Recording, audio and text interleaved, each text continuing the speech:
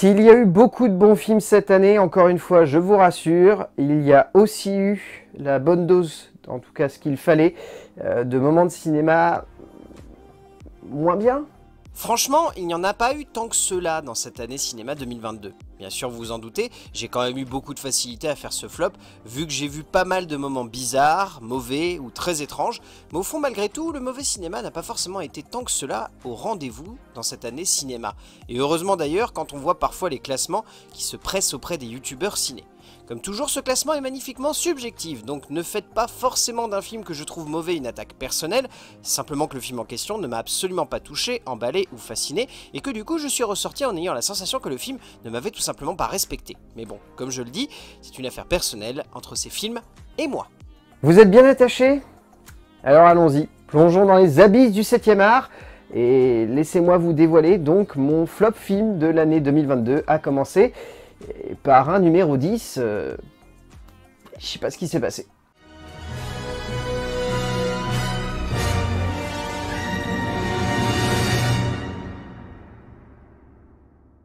Parce que franchement, finir là-dessus, c'est à la limite de se foutre de notre gueule. Car même si on n'était pas obligé d'attendre forcément beaucoup de ce dernier volet de cette nouvelle trilogie, force est de constater qu'au bout du compte, personne n'a vraiment vu venir ce que Colin Trevorrow avait en tête ici. Soit un film d'aventure, surfant sur une vague d'espionnage pas du tout dans la même veine que les précédents volets, pouvant donner quelque chose de surprenant, mais allant beaucoup trop vite pour ce que le cinéaste a à nous raconter. Au bout de ces 2h30 de divertissement passable, le cinéaste ne résolut rien de ce qu'il a mis en place dans les deux précédents volets, semble vouloir absolument laisser une porte ouverte, mais conclure son segment personnel, offrant ainsi un ensemble décevant, maladroit, pas du tout à la hauteur de sa promesse, somme toute attrayante, mais donnant surtout lieu à l'un des blockbusters de 2022 les plus tristes et ternes possibles. Ça fait clairement de la peine, parce que de la part de Trevorrow et de la part de l'équipe, on pouvait clairement s'attendre à beaucoup mieux. Passons au numéro 9.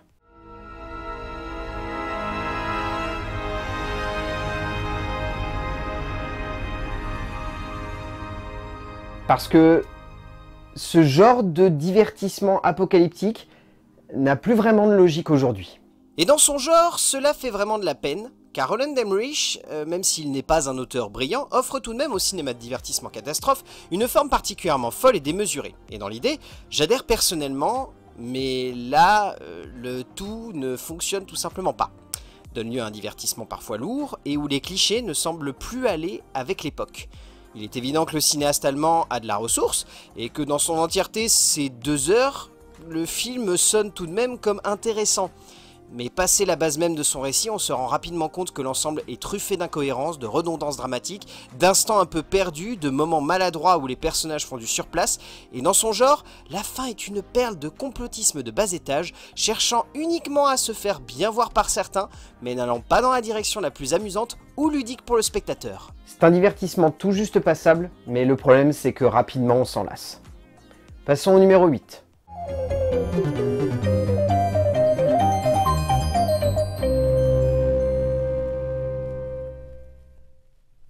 Parce que lorsque l'on fait 2 films dans l'année, la plupart du temps, il y en a un des deux qui marche pas. J'apprécie le cinéma de Dupieux dans ce qu'il a de plus radical, c'est-à-dire son aspect comique, déjanté, absurde et incohérent dans le fond. Mais logique dans sa forme au final. Mais là, je dois avouer que je n'ai tout simplement pas adhéré à la démarche, même si le pitch pouvait sembler accrocheur, mais que rapidement on a la sensation que le metteur en scène veut juste se moquer de ses personnages et rien de plus. Oui, c'est plutôt amusant au début.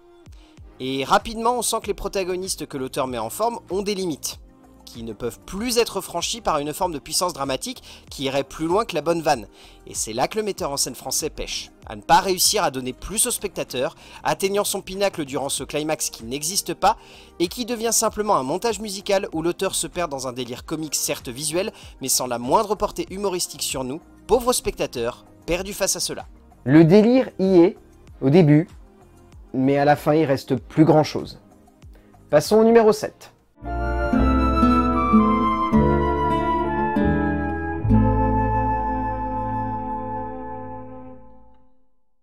Parce que le cinéma d'auteur français est parfois très peu surprenant. Et dans son genre, la jeune cinéaste Mia Hansen-Løve est particulièrement douée pour alterner entre projets cinématographiques prenants et intrigants, comme son long métrage sur la naissance de la French Touch, ou longue allégorie de la vieillesse face à la jeunesse peu haletante ou prenante. Et ici, clairement, on est dans cette partie de sa filmographie peu intéressante, et où l'on a la sensation que l'auteur veut simplement nous endormir. Disons que la base du récit est intrigante, que les personnages qui peuplent ce métrage semblent intéressants dans leurs prémices. Mais rapidement, on sent que la cinéaste veut simplement nous endormir et donne lieu à un moment de cinéma peu utile dans sa narration, sacrément lourd dans sa manière de plonger les personnages dans une forme de tourmente affective et émotionnelle, se contentant presque uniquement d'aligner des clichés et des facilités pour pousser les protagonistes rapidement et facilement dans une direction qui ne donne pas vraiment envie. Au fond, c'est un cliché ambulant de lourdeur et d'autorisme poussif. Passons au numéro 6.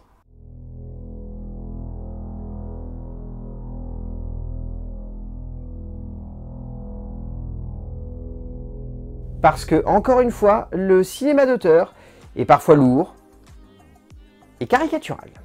Imaginez la longue plongée au cœur d'un couple ne se comprenant plus, ou cherchant en tout cas à vivre un semblant de vie normale, et ajouter au milieu une forme de triangle amoureux assez lourdingue et peu intéressant, et vous avez la base du nouveau long métrage de Claire Denis, donnant lieu à un projet de cinéma se voulant être une plongée tragique au cœur d'un couple tourmenté par le passé, mais donnant simplement lieu à un moment de 7e art poussif dans ses effets et peu attachant dans sa forme. Que ce soit dans la manière de poser les protagonistes, dans ces longueurs dramatiques parfois interminables, dans ces dialogues souvent proches de la caricature et de la moquerie excessive du couple, on est devant un moment de cinéma pas du tout prenant, encore moins intriguant, assez nul même dans ses retournements, et en plus, Lindon et Binoche sont complètement à la ramasse et ne semblent jamais réellement vouloir s'investir dans leurs personnages, quitte à parfois sonner comme en complète inadéquation avec ce que l'on est supposé comprendre d'eux et accepter de leur tourmente, devenant de vagues coquilles vides pour lesquelles nous n'avons aucune empathie. Donc peu d'intérêt à suivre leur périple larmoyant. Mais il y a eu pire. Il y a 5 films qui soit ont été de grosses déceptions pour moi, soit juste des longs métrages que je n'attendais pas et qui ont quand même réussi à me décevoir.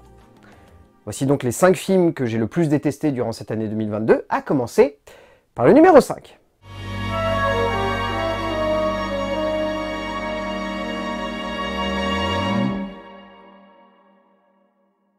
Parce que dans ma tête, lorsque je suis rentré dans la salle, ce film avait l'air drôle et amusant.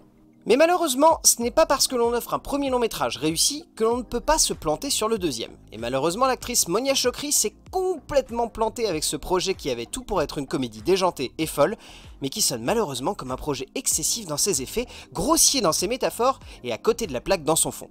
La cinéaste québécoise nous offre un long métrage long. Beaucoup trop long pour ce qu'elle a à nous raconter.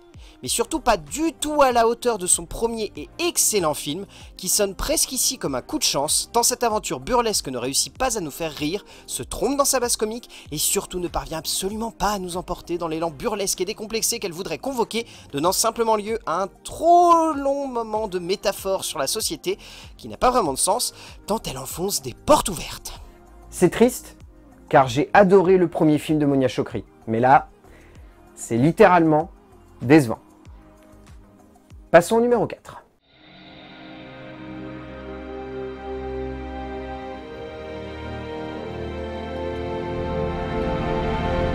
Parce que je sais très bien que vous l'attendiez celui-là, tellement il a été décrié.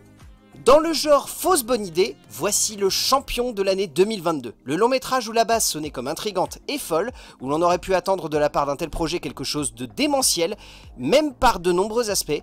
Mais à la place, voici que se pose devant nous un projet maladroit, honteux même dans ce que l'on sait du contexte de production du film, et complètement débile, malgré une bonne base. Mais non. Barthélemy Grossman, si tant est que ce soit lui qui ait réalisé le film d'ailleurs, ne parvient à livrer qu'un long métrage grossier et bâtard, autour d'un univers qu'il ne semble pas comprendre, donnant lieu à une œuvre de cinéma complètement éclatée, un projet qui n'a ni queue ni tête et qui surtout ne parvient même pas à respecter l'idée même de cohérence par rapport à un projet qui avait tout de l'idée dérangeante, mêlant souvenirs d'enfance et instant d'horreur cathartique. Mais non, à la place voici un film cliché, débile, régressif, constant dans sa bêtise, et qui surtout ne donne même pas envie de se replonger dans l'univers de Besson. Gardons cette phrase du film en tête. Il y en a qui font des trucs débiles à cause du cinéma. Passons au numéro 3.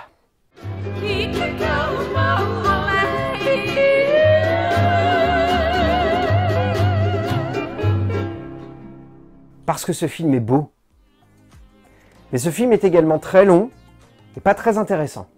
Imaginez, voici l'exemple type du long métrage où l'on voudrait passer son temps à saluer la puissance graphique, esthétique, sensorielle et visuelle d'un moment de cinéma qui ne sonne pas comme révolutionnaire mais comme beau et abouti.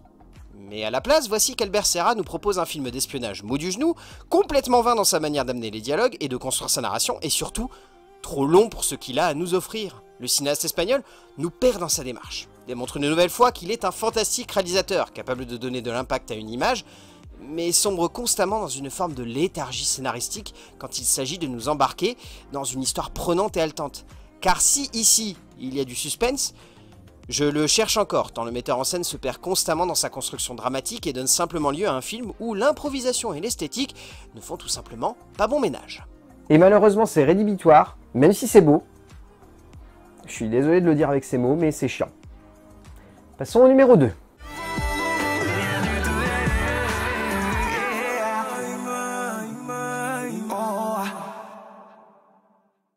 Parce que... Qu'est-ce que c'est que ce truc? Franchement, expliquez-moi sérieusement comment le fils Tavernier a pu se dire à un moment que ce serait une bonne idée de nous embarquer dans les péripéties dramatiques d'un Dadju interprétant sa propre personne, le temps d'un moment de cinéma souhaitant mêler fiction et documentaire avec plus ou moins de pragmatisme, mais surtout sans jamais se poser la question de la logique et de la cohérence du projet. Le film de Nils Tavernier est nul. Mais tout simplement nul, hein. À tel point que l'on ne réussit jamais à s'investir dans cette aventure, mais où surtout on passe son temps à se demander s'il y a une logique à tout cela.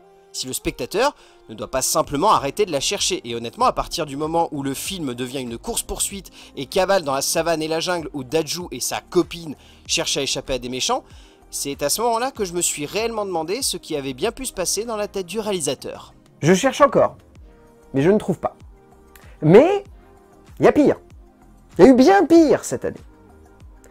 Le film que j'ai le moins apprécié a été une immense déception. Et quand je dis une immense déception, je pèse mes mots. Parce que c'est livré par un de mes auteurs préférés, c'était avec un casting 5 étoiles, et le pitch avait l'air super cool. Mais, voici donc mon pire film de l'année 2022.